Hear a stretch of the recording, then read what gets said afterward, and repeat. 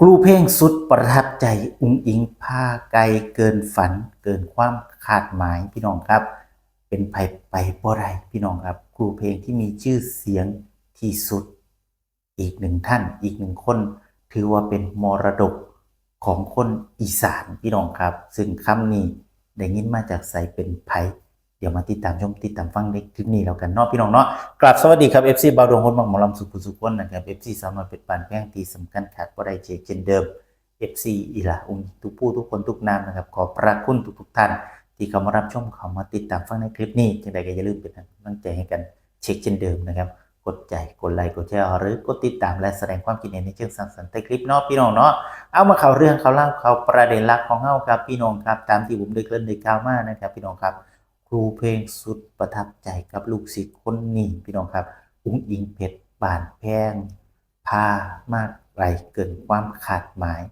ซึ่งเป็นไปบ่ได้พี่น้องครับนอกจากอาจารย์บิ๊กภูมิเรนนะครับที่ได้มีโอกาสแต่งเพลงให้อีหลาอุ๋งอิงนะครับบัวสิเป็นเพลงเอิ่นฮักนางเอกน้อยเพลงแรกนะครับที่ให้อุ๋งอิงได้ขับร้องออกมานะครับเพลงนี้นะครับ22 ล้านวิวพี่น้องครับส่วนอีกหนึ่งเพลงเนาะพี่น้องเนาะสาวสำน้อยค่อยฮักนะครับพี่น้องครับเพลงนี้ก็บ่ธรรมดาครับทะยานสู่10 ล้านวิวเป็นที่เรียบร้อย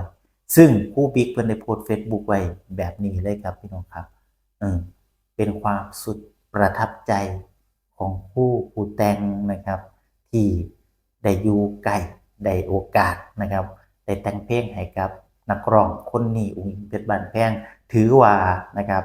อุ๋งอิงนี่เป็นเด็กรุ่นใหม่เด็กเจนใหม่นะครับที่ร้องเพลงหมอลำโดยนะครับการแต่งของครูบิ๊กภูมิรินได้ดีเลยทีเดียวเนาะพี่น้องเนาะถ้าผู้ใดได้ฟังถ้าผู้ใดได้เบิ่งแล้วนะครับผมเชื่อนะครับว่าจะหลงรักเด็กคนนี้นะครับซึ่งครูบิ๊กนี่แหละครับพี่น้องครับที่แต่งเพลงออกมาปีที่ผ่านมาปีที่แล้วเนาะพี่น้องเนาะบ่ว่าสิเป็นเพลงใดก็มีแต่เพลงดังๆเพลงปังๆเนาะพี่น้องเริ่มจากของพี่บิว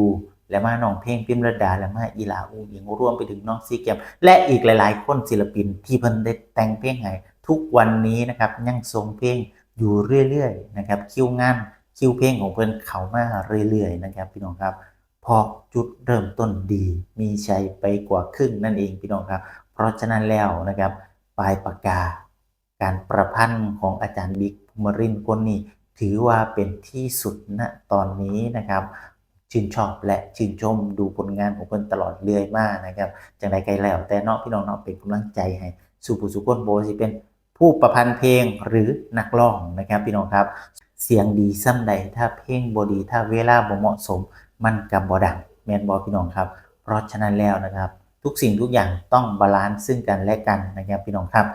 คลิปนี้บ่มีหยังมากมายไปกว่านี้แล้วครับพี่น้องครับกิริยาวาจาใดที่ผมกล่าวไปแล้วบ่ถือบ่ควรบ่สุภาพกราบขออภัยไว้ณที่ตรงนี้นะครับบ่มีเจตนาบ่ดีครับพี่น้องครับชื่นชมผลงานของอาจารย์บิ๊กจากใจ